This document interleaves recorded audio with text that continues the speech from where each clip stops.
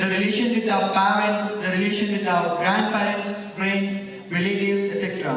But have you ever thought of the relation between countries? Good afternoon to one and all present here. I am Shubham Agarwal. I'm Yuvraj Kedia. Hi Aditya. And today we are going to speak some relations between India and Australia. When we talk about relations, before independence, India and Australia were the parts of the British Empire, but now they both have become the part of Commonwealth of Nations. Many of you must be wondering what Commonwealth of Nations is. Commonwealth of Nations is an association of 52 independent and sovereign states. Also, the members of Commonwealth of Nations are former British colonies or the dependencies of the colonies. Also, the British colonies, English and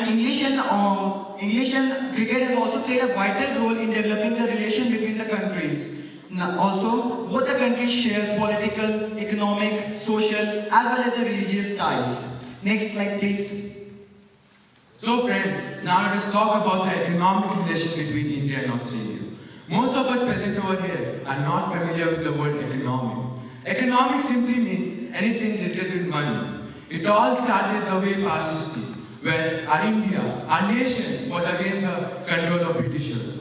Australia emerged as the first trading partner in both through East India Company, and this served as a foundation between both the countries.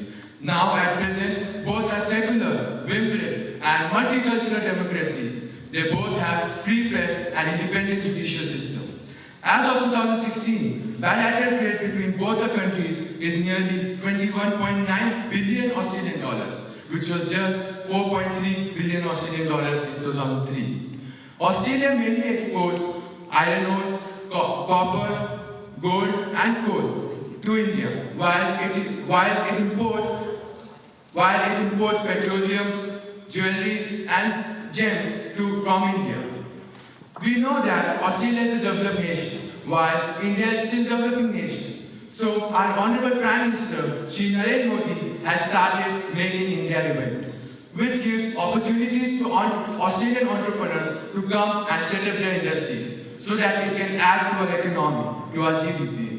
There's a committee in Australia, nearly about 450,000 people, serving as doctors, entrepreneurs, professionals, and many other things, which are adding to their activities. So here's a picture of our Prime Minister standing deal with Turnbull, the Prime Minister of Australia, and starting Make in India event. Next slide, please.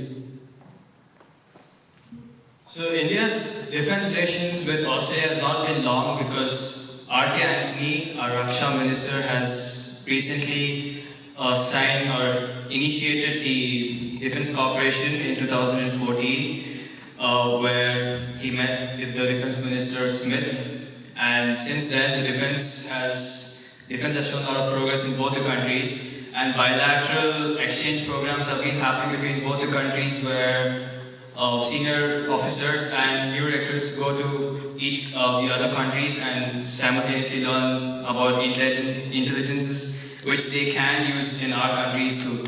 And also, Australia had recently had an international fleet review where many countries had taken part, and also INS Satpura and INS Satpura and INS Sahadri had taken part, and also the first bilateral exchange program in India was held at Visakhapatnam, which is a great success. Next slide, please.